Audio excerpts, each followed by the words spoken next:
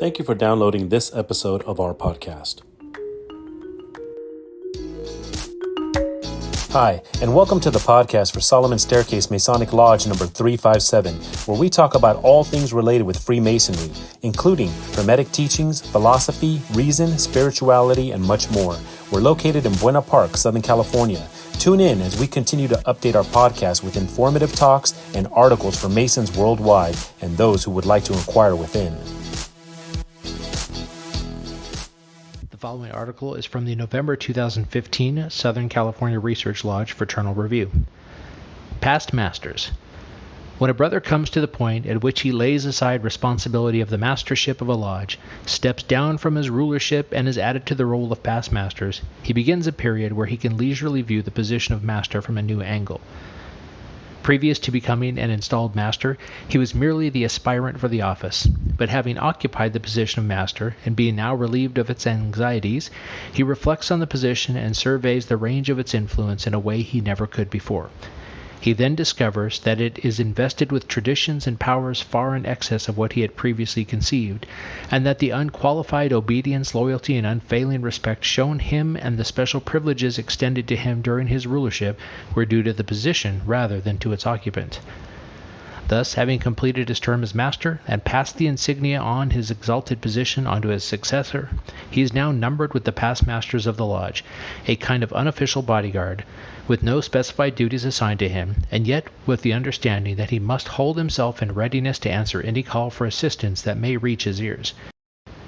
The extent to which past masters count depends very largely on their personality and character, and whether by counsel, good leadership, and efficient administration they have won confidence and esteem. Having themselves occupied the master's chair, it is incumbent on them to uphold and support the present master, and to do all in their power to radiate a healthy influence and inspire the rank and file of the lodge with the spirit of goodwill. Their past experience as masters and their accumulated Masonic knowledge should make them invaluable to the lodge. Past masters largely determine the character, spirit, and success of a lodge, and its influence will depend much on their experience and considered judgment. Happy is the lodge which has a united band of loyal and devoted past masters. And this article is from Masonic Information for Stated Meetings, Volume 1, page 16, by Jack Levitt, Grand Master of California and Hawaii, 1986. The following article is from the June 1999 Scottish Rite Journal of Freemasonry, Southern Jurisdiction, USA. The Old Past Master, Understanding, by Carl H. Claudy, 33rd degree. A classic Masonic writing offers insights for every age. I've been a Mason for a year now, remarked the young brother to the old past master. While I find a great deal in Masonry to enjoy, and like the fellows and all that, I'm more or less in the dark as to what good Masonry really is in the world. I don't mean I can't appreciate its charity or its fellowship, but it seems to me that I don't get much out of it. I can't really see why it has any function outside of the relationship we enjoy in the lodge and the charitable acts we do. I think I could win an argument about you, smiled the past master. An argument about me? Yes, you say you have been a Master Mason for a year. I think I could prove to the satisfaction of a jury of your peers, who would not need to be Master Masons, that while you are a lodge member in good standing, you are not a Master Mason. I don't think I quite understand, puzzled the young Mason. I was quite surely initiated, passed, and raised. I have my certificate and my good standing card.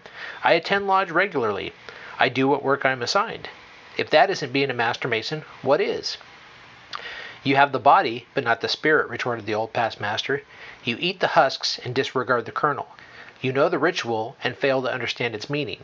You carry the documents, but for you they attest but an empty form.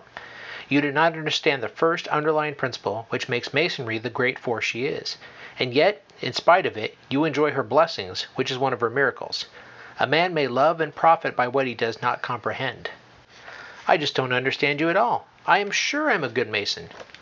No man is a good Mason who thinks the fraternity has no function beyond pleasant association in the lodge and charity. There are thousands of Masons who seldom see the inside of a lodge and therefore miss the fellowship. There are thousands who never need or support her charity and so never come in contact with one of its many features. Yet these may take freely and largely from the treasure house which is Masonry. Masonry, my young friend, is an opportunity. It gives a man a chance to do and to be, among the world of men, something he otherwise could not attain.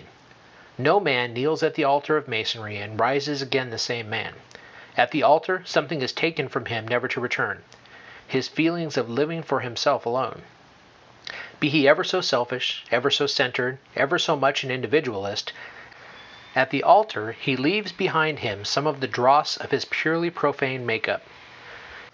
No man kneels at the altar of Masonry and rises the same man, because, in the place where the dross and selfish were, is put a little of the most divine spark which men may see.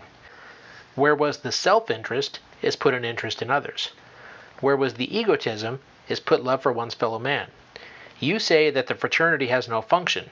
Man, the fraternity performs the greatest function of any institution at work among men, in that it provides a common meeting ground where all of us, be our creed, our social position, our wealth, our ideas, our station in life, what they may be, may meet and understand one another. What caused the Civil War?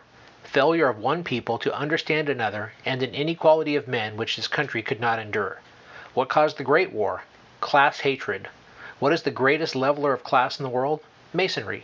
Where is the only place in which a capitalist and laborer, socialist and democrat, fundamentalist and modernist, Jew and Gentile, sophisticated and simple alike meet and forget their differences? In a Masonic lodge. Through the influence of Masonry, which opens her portals to men because they are men, not because they are wealthy or wise or foolish or great or small, but because they seek the brotherhood which only she can give. Masonry has no function? Why, son, the function of charity, great as it is the least of the things Masonry does. The fellowship in the lodge, beautiful as it is at best not much more than one can get in any good club, association, or organization. These are the beauties of Masonry, but they are also the beauties of other organizations. The great fundamental beauty of Masonry is all her own. She, and only she, stretches a kindly and loving hand around the world, uniting millions in a bond too strong for breaking. Time has demonstrated that Masonry is too strong for war, too strong for hate, too strong for jealousy and fear. The worst of men have used the strongest of means, and have but pushed Masonry to one side for the moment. Not all of their efforts have broken her, or ever will. Masonry gives us all a chance to do and to be. To do a little, however humble the part, in making the world better. To be a little larger, a little fuller in our lives, a little nearer to the great architect of the universe. And unless a man understands this, believes it, takes it to his heart, and lives it in his daily life, and strives to show it forth to others in his every act, unless he live and love and labor in his Masonry, I say he is no Master Mason. Aye, though he belong to all rights and carry all cards, though he be hung as a Christmas tree with jewels and pins, though he be an officer in all bodies, but the man who has it in his heart, and sees in Masonry the chance to be in reality what he has sworn he would be, a brother to his fellow Masons, is a Master Mason though he be raised but tonight, belongs to nobody but his Blue Lodge, and be too poor to buy and wear a single pin. The young brother, looking down, unfastened the emblem from his coat lapel and handed it to the old past master. Of course you are right, he said lowly. Here's my pin. Don't give it back to me until you think I am worthy to wear it. The old past master smiled. I think you had better put it back on now, he answered gently.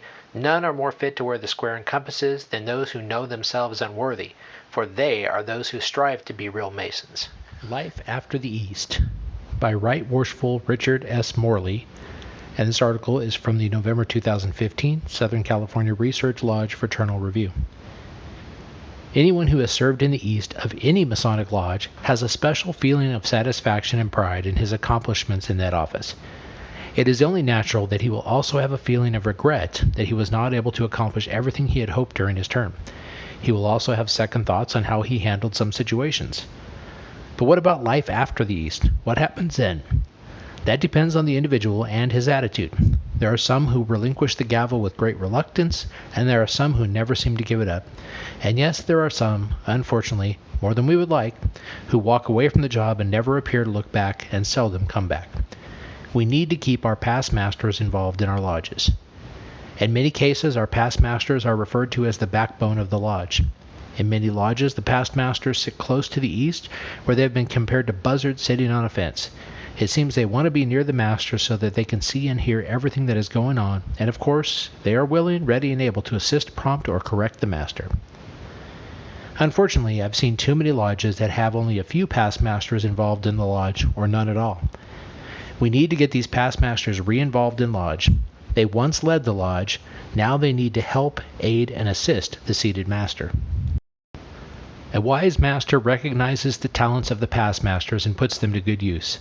They can serve as a sounding board for the programs and activities a master is considering. He can pick their brains for ideas and count on the past masters to give him the wisdom of their experience. With the title of past master, you are accorded the accolade of worshipful, indicating that you are an honored and respected brother. It is a reputation which you must continually strive to uphold. Our third and final article in this episode is also from the Southern California Research Lodge Fraternal Review, November 2015, and is actually a reprint of the Short Talk Bulletin, Where Have All the Past Masters Gone? By Edward D. Potter, Jr.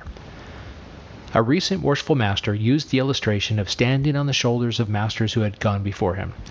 He spoke of dedicated brothers who served as models, mentors, and guides to walk with him during his year in the East and beyond. He felt the weight of the collar of leadership. Within the lodge, his year was considered very successful. But within a momentary flash, he was a past master. He asks himself, so what now? He sees the next new master struggling and thinks, well, at least he's paying his dues just like I did. No one offered me any insight to maintain the tenets or continuity for the good of the lodge.